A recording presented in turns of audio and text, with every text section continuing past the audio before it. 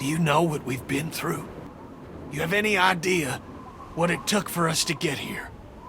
And now you're just gonna turn us away. Alrighty, what is going on, everyone? So I myself am a huge fan of TellTale's The Walking Dead and Lost via Domus, which is why I'm very excited to announce my guest today is in both of them. Ladies and gentlemen, Kenny from The Walking Dead, Gavin Hammon. How are you today? Hello, I'm good. How are you?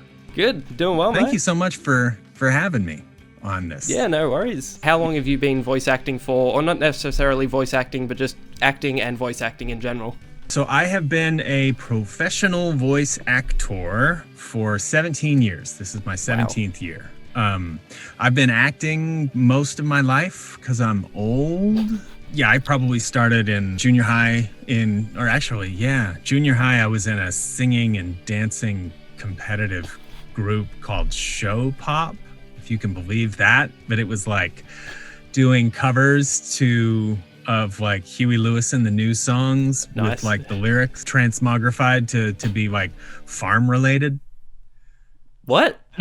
So that's true. Yeah, no, it's a true story. Working for a living was about churning butter.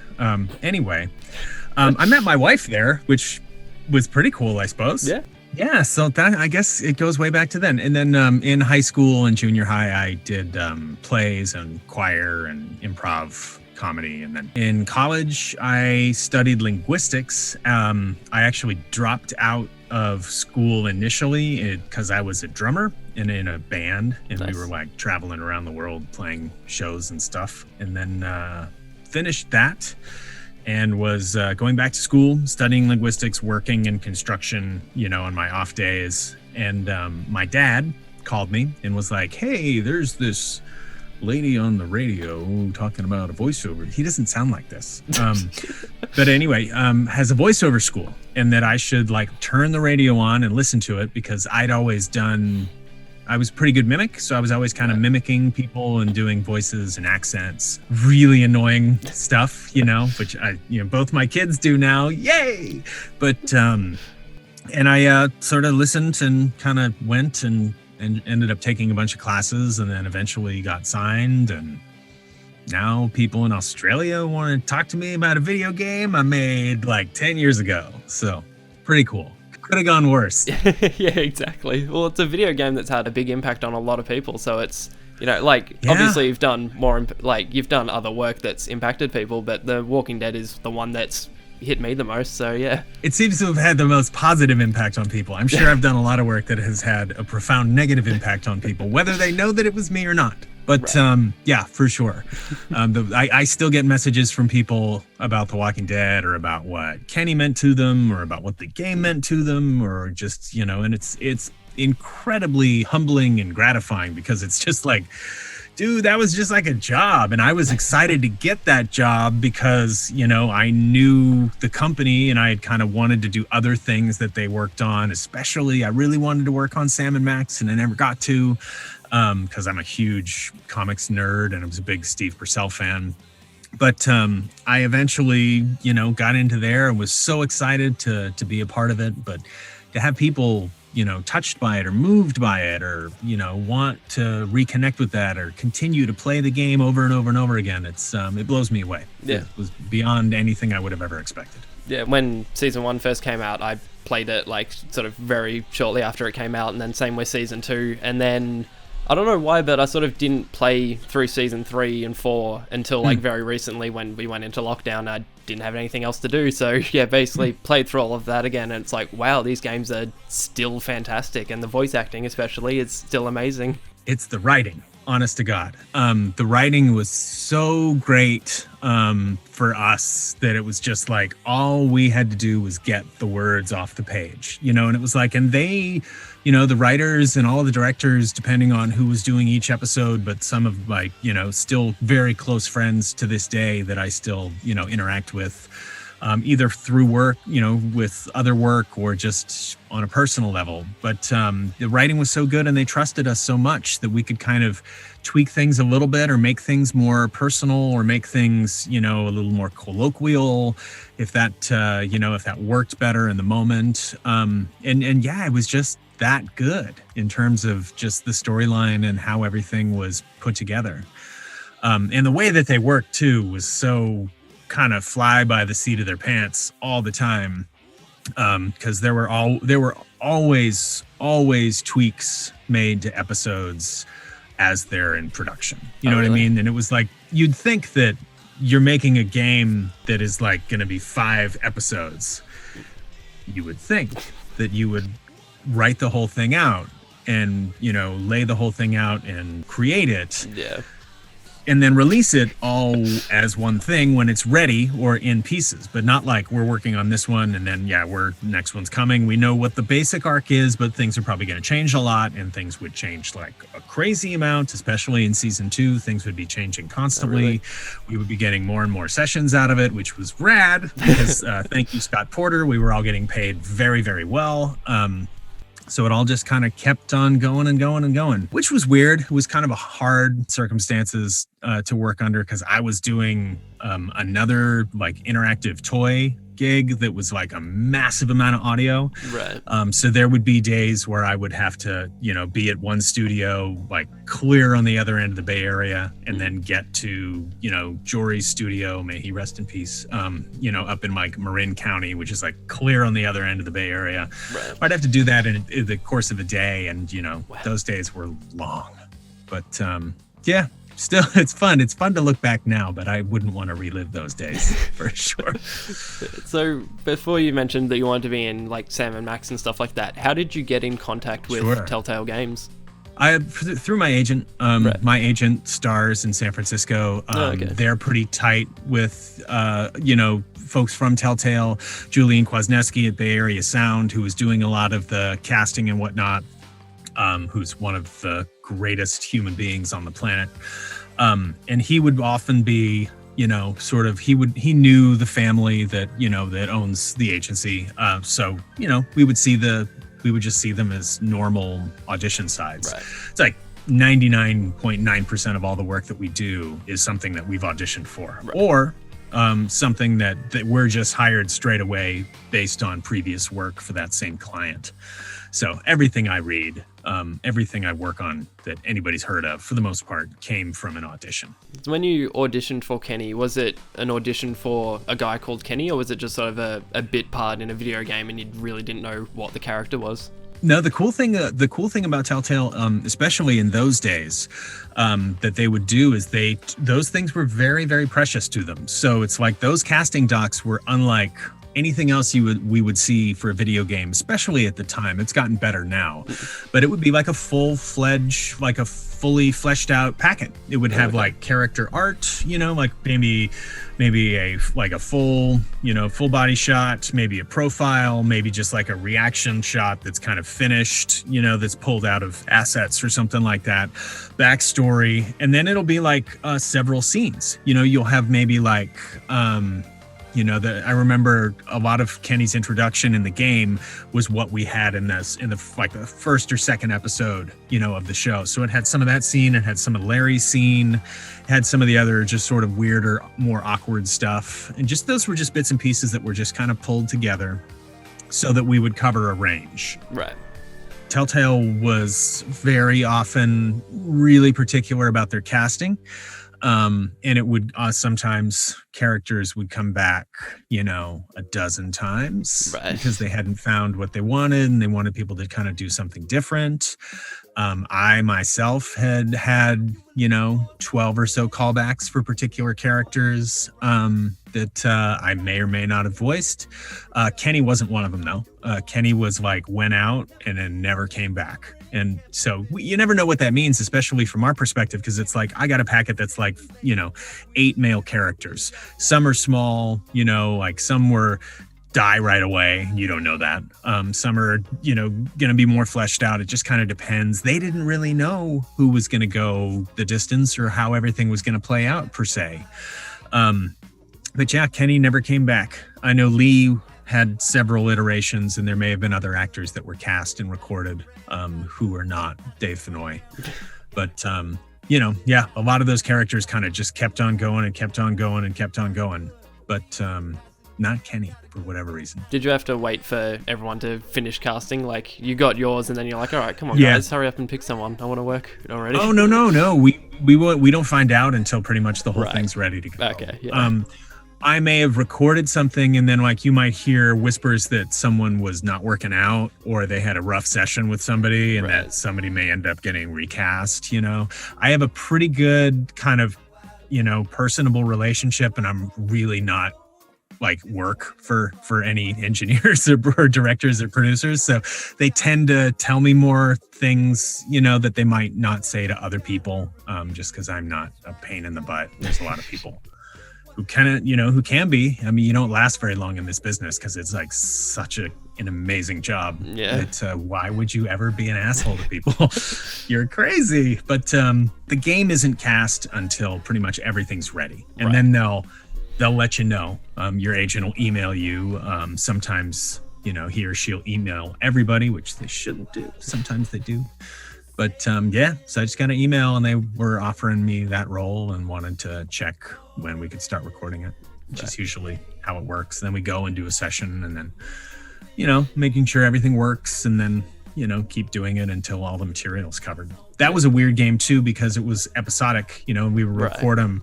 So we were working on that game, you know, for years. Whereas sometimes that happens in games where there's just a ton of audio that you have to do or like a big AAA thing and you might get 5 or 10 sessions out of it, you know, but this was really like ongoing for multiple years just because I didn't die until the 3rd season. Spoilers, sorry. Oh, But, no. yeah. They just kept trying to kill me. And I just kept staying there. I just kept showing up in some other weird sort of timeline. I don't know. When you first started recording for Kenny, were there different voices that you tried for him, or was he always going to have a southern accent? No, they wanted it. Southern was something that they had in the sides, and one of my sort of specialties is that I can do accents that are pretty light. I can do real heavy-handed too, and so I just did something really light for them because it's like he was like they wanted him from Florida but with a southern accent, which is, you know, Florida's such a weird place. Dude, it is. But, you know, so Southern accents generally end up sounding like they're from another place or they're real general and subtle. So it's probably just like a basic Texan sort of a drawl, but not too much of it. And it's basically just my speaking voice. And then as he got older and more messed up, you know, I would just add more texture. More of that texture is, that sort of thing. So, I don't mean to put you on the spot here. Can you do an Australian accent? I can try. It's not great, but, you know, I can give it a shot. Probably sounds a little more like a New Zealander. There's a really good Crocs commercial that's on the radio that's great. That, you know, this fella does. I doubt he's Australian because it sounds too good.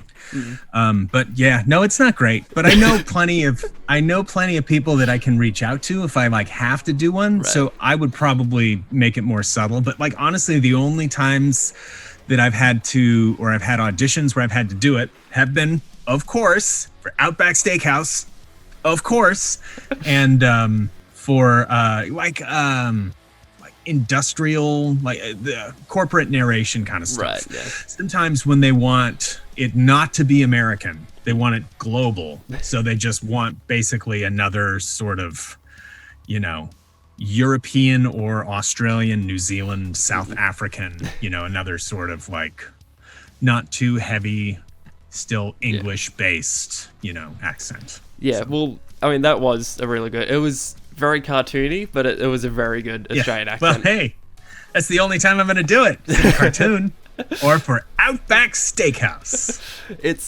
Yeah, I mean, I know how to do it, but it's very difficult because it's like a bit from You were each born different there, accent. man. Yeah. Yeah. Now, okay, I'm going to put you on the spot. Now, I want to hear your American accent. You can do any one you want. You could pick any regional area of the United States. Bonus points if you do something really cool. I don't know the specific accents. I can try. What do you want me to say? Just whatever you like. Just say something. I don't know. I have to write it Fuck, for I'm you on the too. spot now. Yeah, right? You put me on the spot. I just like, turn it around on you, see what happens. All right. I'll try this next question in an American accent. Yep. So with voice acting in anime and cartoons, you're usually recording the lines as you're watching the visuals. Did you get any visuals from the Walking Dead games, or was that sort of like... That's pretty good. I kind of lost it at the end there. it got better, like right sort of like the last 2/3 of it was pretty good. No, so for The Walking Dead, most of the stuff, especially in video games, it's pretty rare to have assets that you're like ADRing to, unless it's a dubbed game. The Sims develops that way, where they animate a whole bunch of stuff, and then you've got to do the freaking gibberish thing over the top of it, which I've done several times. It's not super fun, but yeah, you'll have to do that. Is that a real ADR. language, or?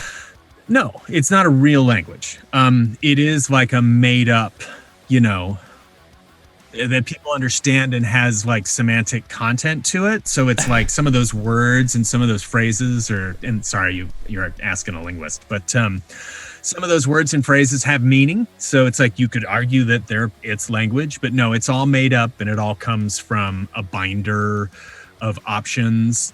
And it's restrictive because you can't say certain things. Like you have to have some things have to be, if you're saying hello, it has to be a certain phrase, and like certain things have to be a certain phrase, which kind of sucks. But then the rest of it, just make it up, So, to me, it's like, why don't you just write your game? Yeah. But, it's okay. Sorry, something fell over there and it scared the shit out of me. So. Oh, yeah. No, I'm in this tiny little space that's like floor to ceiling toys that are just nice. Commander Cody. So I'm gonna probably knock things over. I do fairly often. So you'll hear like a glonk, and I'll go like, "Hey!" or something. Yeah, when I asked if it was a real language, I didn't mean like in the real world. I meant in the Sims world. Just to clarify. Right. No, of course. It is. Yeah, it's pretty ingrained in their thing, and they've got like a big old dictionary of phrase options you can use, which you're supposed to. You're supposed to like juggle 3 binders in order to find a long phrase, a short phrase, a medium phrase in order to create a line and stuff. It's usually when I see behind the scenes of voice acting, it's with an anime, so like the dialogue and the visuals have already been made. So with a video game, I guess that's kind of different because they've got to map it to your vocals. With anime, it's been performed too, which is even crazier too, because then it's like you have to honor, to a degree, as much as possible, you have to honor the character. Which is, especially like Japanese games and stuff. I've ended up doing a ton of, I can't say what any of them are, but there's a bunch that are coming out of games that were, originally made in Japan. It was really neat. So it's like you get a little bit of the original audio, but they don't necessarily want you to let that cloud your performance or like your take on it. Sometimes they do, sometimes they don't. It just depends on how much freedom they want with the localization. Right, yeah. Because, it would make sense to, if you're localizing it, to leave it up to the spirit of the people that speak the language rather than, this is the product and we're going to make it fit into this. But I get it. I've worked on both sides of it, and I totally understand that. Fair enough. So when you recorded your lines in The Walking Dead, were you on your own, or were you reacting to the other dialogue from the other actors? If there are lines available, they'll feed them to us. Right. Sometimes it'll just be the director line reading them to me. Sometimes if we were like in a real sort of time crunch, I'd be like, don't worry about it. I can read what the line before my line is, and I can react based on that. So it's like, save the time. Just keep rolling. So it just depends. I've only once on The Walking Dead, worked with another actor, and that was with Melissa, and that was for the scene where Kenny ultimately dies in the car crash. In season 3. And she and I were in the same room at Fantasy Studios, which was really cool because I recorded like 4 records in Fantasy Studios. Nice. So it was really neat. They used to have posters of us on the wall, which was pretty rad. The first time I had a session there, they still did. But so that was fun. But that's the only time that we really ever record, especially video games. You don't record together. It's pretty much always in isolation. Yeah, so you were given the dialogue and the sort of the context to what scene you're in and what is going around. Yeah, it looks like a screenplay, honestly. So that your lines will be in the center. The way it's formatted, you'll get like, exposition of like where the scene is, what's happening. You can get context from there. It just sort of depends. So when you're before you're acting, do you have to have any sort of specific foods or drinks or avoid anything in particular so it doesn't hurt your voice? So you're not supposed to have dairy because it can clog your throat, make you extra phlegmy. You're not supposed to have coffee because it can make you sticky. You have like produce extra mouth noise. For like long sessions or like when I would have real long days where I was going from, multiple gigs or something like that, I would have mostly just tea. I would drink my coffee in the morning, but by the time I got into sessions, I was drinking tea.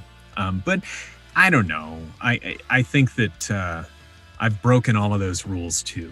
And it's kind of like, it's sort of fine. It just kind of depends. And it's not singing per se, where there's really things that will be, super detrimental to do like in a performance or something like that. Yeah.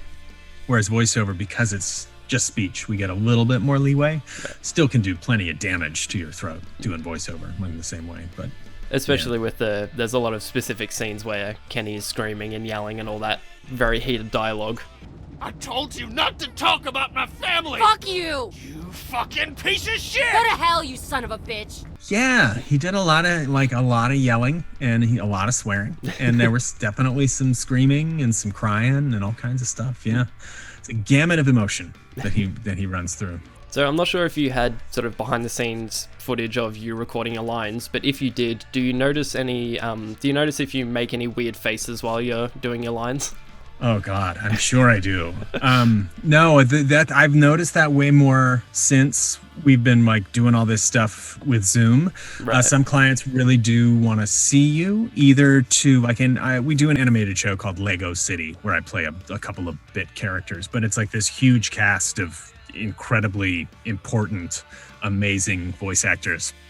And there's like, we do the sessions in Zoom and you'll have like everybody's little head there and stuff like that. And it's kind of cool to see people and just how they're set up. But I know that because my camera's pretty close too, and I know I make all kinds of dumbass faces when I'm working. I'd rather not see them. Especially with the Walking Dead stuff, there were a lot of like outtakes where, because I was getting up at 6 and I was commuting to be in, at this studio at 9 a.m, and then I'm doing a session for The Walking Dead at like 4:30 in the afternoon.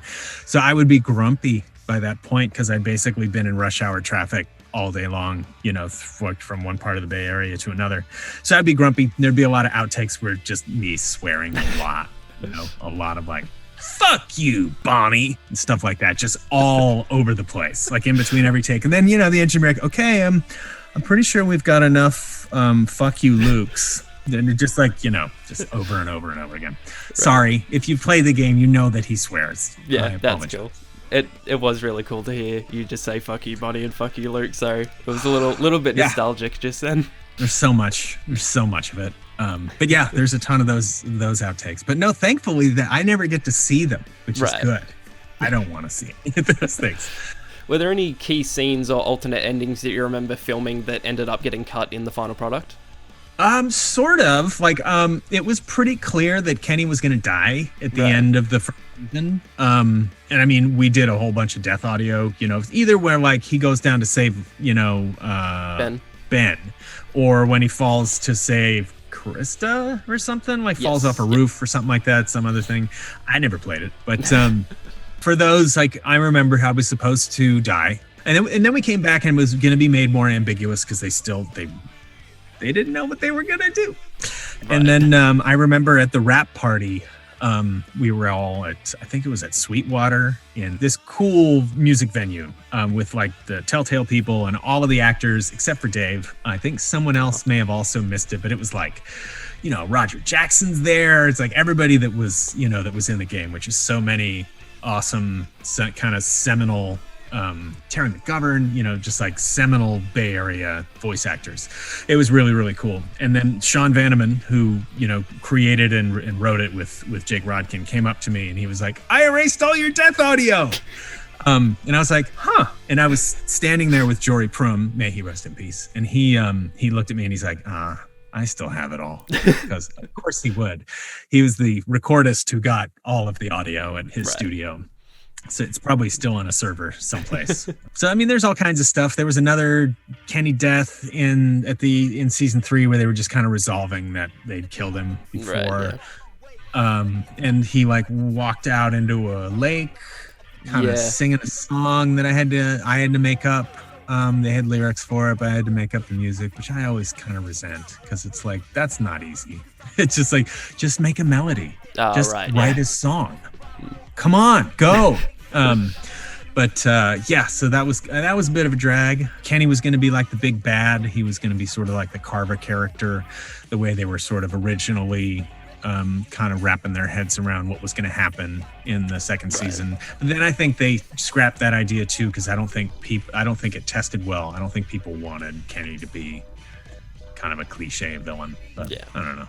None of that has anything to do with me. And I was just kind of like, you just say what the words are and I will read them. So did he actually delete your audio? Is that their way of breaking it to you that Kenny didn't actually die?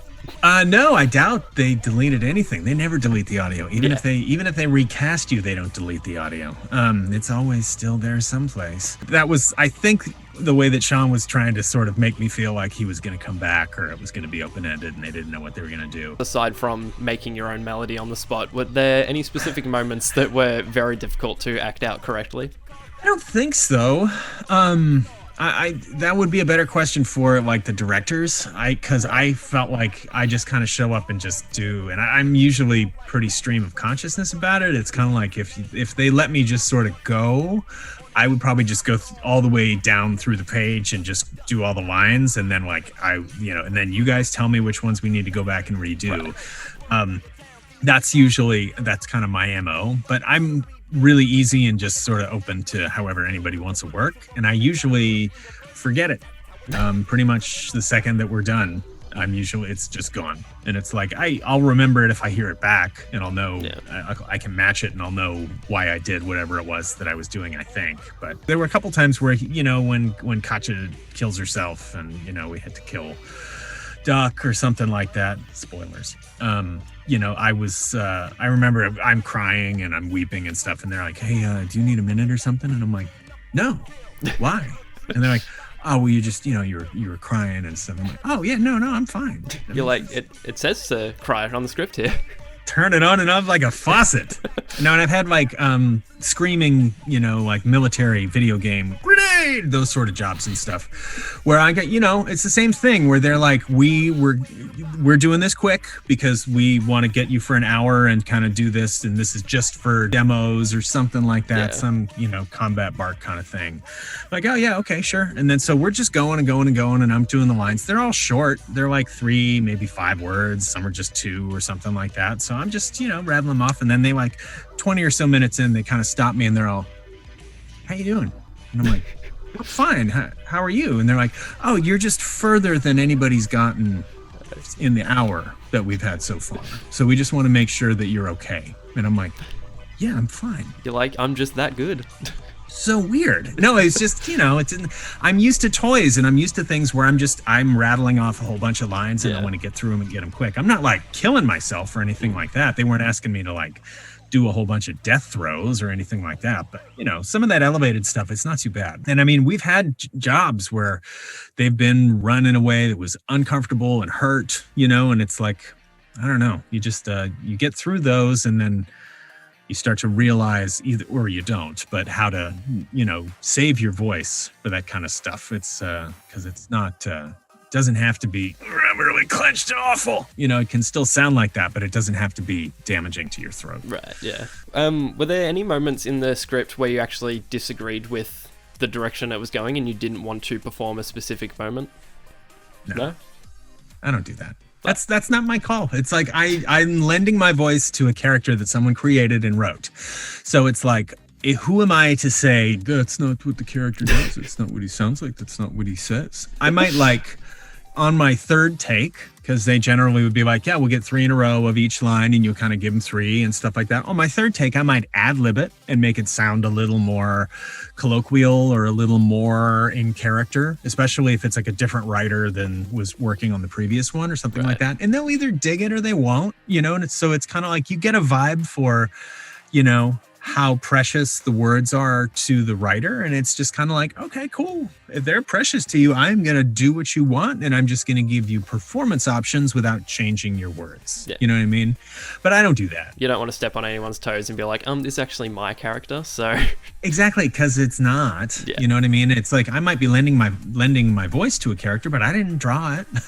I didn't like storyboard it. I didn't like render it. I didn't do any of that sort of stuff. You know, it's like, I just gave him a voice. So yeah, I don't think it's my right or my call to do that. I mean, some things have been weird and I've been kind of like, yeah, this seems a little bit out of character. So I've got to make him sound crazy or something, or I've got to like dial this up in a way so that people know that, you know, there's a reason or there was a breaking point or something like that. Yeah. You know, I just figure that's just a challenge. And if it's somebody different from the team, you can either help them or you can like, you know, alienate them. And there's no point in a session, especially to make it extra uncomfortable. How was it doing your death scenes for, well, season 1 as well, and then basically all of the seasons you're in? How was it doing your death scenes?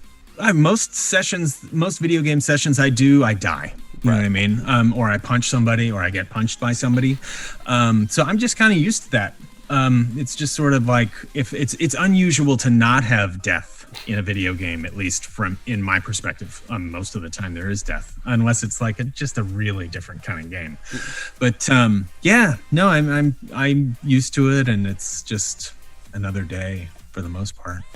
It's weird because this is a question that kind of relates to all of the seasons. How did they prepare you for your death scene? Did they say you're going to die like on the day, or was it something you not you're going to die, but like no, seriously. No, I was never really told. I remember in the first season, just because I had no idea, you know, nobody did. So it's like, it's The Walking Dead. And it's like, you're probably going to die because everybody does. Yeah. It's right in the name of the show.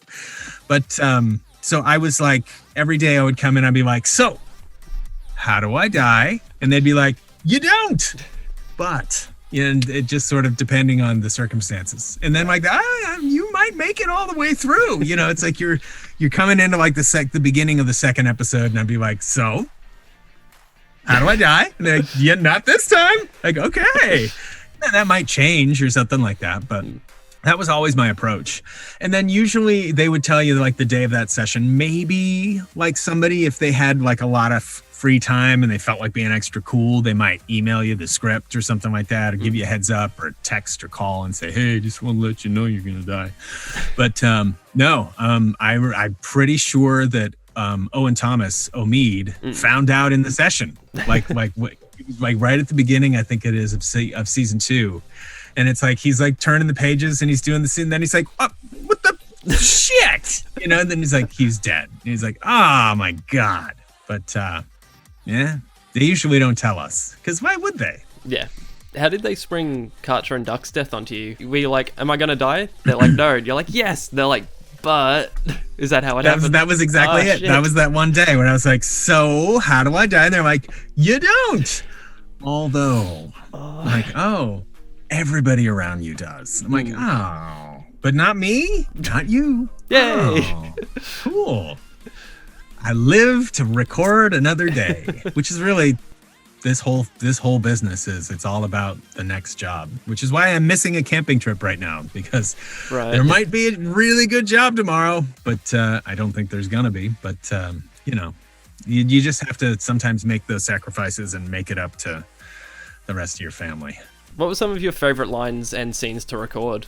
The Walking Dead for sure was "Take the Kids," was that line at the wall in Wellington. I love that scene, just the way that it all played out, just everything in there. I thought it was written so perfectly, and I was kind of anticipating how it was going to go. And so as I was turning the pages and getting to that scene, it just sort of felt so perfect and put together so well.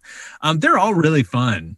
There were a lot of great, really well-written, kind of weird moments. And Kenny got to have like a lot of real kind of sarcastic nastiness that was super fun, especially at the time, because I was, commuting so much and I was so irritated by so many things that it really was, I could really lay into some of those lines that were great, like, oh, shut up, Arvo, or something like that, where it's just like so ridiculous, but they'd be like, oh, we love it, it's great. The method acting really worked out because you're playing such a negative, pissed off character. I was so angry. I was so angry during that season, and the character was that angry. Yeah, no, I don't know. It was just, it was such a trying time because it was like all of it. That was happening. The Wolf Among Us was happening. And then I was recording this toy, for like 5.5 months every day. So it was just, it was a lot. When you said take the kids, I was like, what scene is that? And the reason I didn't know, because that's at the end where you have the choice between killing Kenny or killing Jane. Every time I played it, I killed Kenny, so I didn't actually recognize that line. So I see. Yeah, sorry. Mm-hmm. The lights turned off. Is that you turning the They did. off? No, that was that's just all motion activated, Okay. which is pretty good. But I was giving you the look. I was giving you the Just like, the we're face. done here. Interview over. Yeah, I'm no. sorry. No, that's fine. I probably would have killed him too, to be honest, because it's like you're like letting him kill a person. Yeah. He's very slowly killing her. There was a reason why they kept tweaking that scene over and over and over again, because they wanted it to be a really hard thing for people to reconcile. Well, yeah. And surprise, it worked. People pick Kenny because like he's the character you know the most from season 1, and you kind of grow a bond with Kenny. But like, either way, it's not an easy choice to make. There's no like clear, it's awful. good choice. It's awful. The only time I've really played that game has been under sort of like telltale duress, either like because I've been at somebody's house and we're playing it, like we played it at Mark Darren's, or like on a stream or something, a Twitch stream for charity or something like that. I think I'm doing one of those on Monday too, where I get to watch the game, watch some awful happen to Kenny. We're going to show you the one where he gets his brains beaten in. It's like, oh, fantastic. That's what I want to hear is, the squelching sounds of me making death throws. But yeah. What was your favorite season to be a part of? Not necessarily to work on, but just sort of the way that either Kenny was handled, your favorite to play, the best plot, sort of all of those different factors. For me, it all kind of felt pretty much linear, in terms of like how it all sort of played out. It was probably more fun to do the second season just because there was so much anticipation after the success of the first. So that made it more fun. People were definitely paying more attention to the stupid shit I say. So that was probably also made it a little more interesting for me personally. Yeah, I don't know, but it's work too, and so it's kind of like any work is always sort of fun. I have a lot of really great memories about driving to Jory and having to be up in Fairfax or having beers or food or something, or just like working around how to get there, logistics of it. It was just kind of an interesting time. How do you feel about Clem not giving AJ Kenny's hat? I will plead the fifth. I have no idea. That was a Reddit question, so I don't actually know the context of that or if that was something that was meant to happen. So I guess it was maybe in season 4, I would assume. I have no idea. Yeah, I don't know. I don't have an opinion on it. I didn't work on it. I thought maybe you would have more context to that question than I would, so I have like the least amount of context of all of the contexts that are going to be available. I'm like the worst because I've done zero research and I don't even know who's AJ. Oh, right. The little boy, the baby, baby. Krista's baby. Krista's baby. Thank you.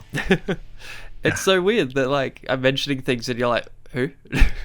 Who? Who's Clementine? You tell me who the actor is. I'm like, oh yeah, of course, sure, yeah. What are your thoughts on the darker plot for season 2 and sort of the more bleak direction that it took? It makes sense. It felt pretty Walking Dead. It also just it was definitely felt like there was more of a kind of a roller coaster ride of stuff and how it was all playing out, more characters and whatnot. I like the way they all kind of turned out, at least in terms of how much of it I saw. Have you seen the Innuendo Studios video essay that he did? It's a YouTuber. No? No, I Okay, have because not. he did a video essay on The Walking Dead Season 2 specifically, and he drew the Okay. parallels between Kenny being Clementine's abusive stepfather. Do you know anything about that parallel? Or? Oh, okay. Nope. Because there's sort of like specific moments where like the decisions you make don't really affect the game, but affect Clementine's relationship specifically to Kenny, and how like he alienates anyone that tries to help her, and he sort of has that abusive stepfather power dynamic. Was that not something that they were going for, or something that they told you about? It wasn't anything that anyone made clear to me specifically. Right. There may have been that underlying dynamic, but I mean, again, it was something that we were working on over the course of like maybe almost a year and a half. I don't remember exactly how long everything went on. So no, I don't know. Just it may have been a parallel in, Pierre Chorette's mind. I don't know for sure. Nobody said to me, "Hey, be a little more like an asshole stepdad." And I'm like, oh yeah, totally. It's a great direction. No, nobody said anything like that to me. But yeah, there's definitely a lot of moments where he's, picking on her and he's hard on her. Yeah. As I recall. I think that's it for the Walking Dead questions. So the Walking Cool. Dead specific questions, were there any sort of great memories that you have from recording it, or any sort of funny stories? Or No, I think I probably covered most of the stories that Fair I enough. remember. So are you a fan of the TV show Lost? Yes, I was like a pretty huge fan of the show. And so I was pretty stoked to get cast as a voice match. I was Hurley. I gotta figure out who the hell I am. Good idea, because Jack doesn't trust you, and neither does Claire. Everyone's starting to wonder. They think you might be one of them. Which I thought was pretty cool because he was kind of my favorite character from the show. Yeah. And they thought my voice match was just spot on. And I was like, oh, okay, cool, I guess so. I mean, I was listening to it and I'm like, I don't think I sound like him that much, but most of my voice matches are sort of like unwitting, like successes, and I'm standing there kind of the whole time waiting for someone to sort of pull the curtain back and say like, nah, we're just kidding. Yeah, no, that was a weird one. I was stoked to get it because it was pretty early on when I started with my agency in Los Angeles, which I am with a different agent since, but that was one of the first bookings that I had with that agent, so it felt very important. What was sort of the differences and similarities between playing Hurley in Lost via Domus and playing Kenny in Walking Dead? From what I remember of Via Domus, because I think it was just like one session, it was that was more quest giver kind of stuff. It was pretty formulaic video game work, whereas The Walking Dead was more of like cinematic stuff, where it definitely felt like there were full scenes, whereas the Lost thing was more of like a go over here and do this thing, or there'd be a little bit of exposition or something like that. So yeah, I don't remember a ton of like actually how that Lost game plays or works or anything about it. I think I have a copy of it somewhere. You should play it. It's kind of fun. Should I though? I mean, Should I? maybe. I don't know. I enjoy it, but I mean, maybe that speaks more about me than the game. Maybe you're that guy. I'm the one fan of Lost via Domus. You might be that one guy. No, I don't know. It's the first time anybody's even acknowledged that I worked on that game, unless they're just reading it off my IMDb bio and it's like towards the top. Yeah, that's how I found out about it. Like, I do really like the game, and I did play it sort of early when it came out. But it's like, I was going through your IMDb page, and it's like, oh no way. Yeah. No, I get more like about League of Legends or something like that. So Who do you play in League of Legends? I am Varus. Right. I think I was Pantheon. I may not be Pantheon anymore. And I was a Vlad skin or something like that. But I think Varus was kind of the bigger deal, and I think I'm still Varus. So I don't know. They do a lot of recasting. Right. So yeah. But I think I'm still Varus. With the collectibles that you have behind you, which one would you say is probably your favorite and or the most valuable? It's a lot. There's a lot in that question. My favorite. You're looking beside you. They're like surrounded by. I'm literally surrounded. They're in front of me. They're behind me. They're everywhere. So I don't know. I have been collecting toys for probably, I guess 48 years. So I just dig them. They're interesting to me. Probably My favorite would probably be this Spider-Man web maker, which was like a Chem Toys thing that came out in the 70s. The web is this, I'm sure it's like this crazy toxic sort of super glue that you could like attach to things, and then you had like these little yellow figures that would like get stuck in the web, and it had like a little belt loop thing so you could like put it on and then like wear it like a utility belt kind of thing, which was amazing. But no, I have all kinds of stuff. I like things that are mostly related to comics or movies or video games or just things that I like. So there's a whole lot of weird shit. What's the Atlas thing behind you? Is that a figure or is that a cardboard cutout? I have two of the little portal guys. That's awesome. Here. And then I also have Gordon Freeman here as well. Cool. Gordo kind of leans out, and then there's a couple of Clems in here as well. I've got a couple of that's Clementines. awesome. I didn't know that they made figures for Walking Dead. They did. They made Clem and they made Lee. They kept talking about making a Kenny figure, and of course they never did. It's bullshit. Same with the Kenny miniseries. They kept talking about making a Kenny miniseries, and of course they never did. That's just not fair. Just keep teasing you for Kenny content. They're just like, nah, never mind. I'm used to being teased by TellTale games. That was no big deal. Yeah. Yeah, well, usually for my interviews, I've got the guitars and the basses behind me. But I saw in another interview you had... Whoop.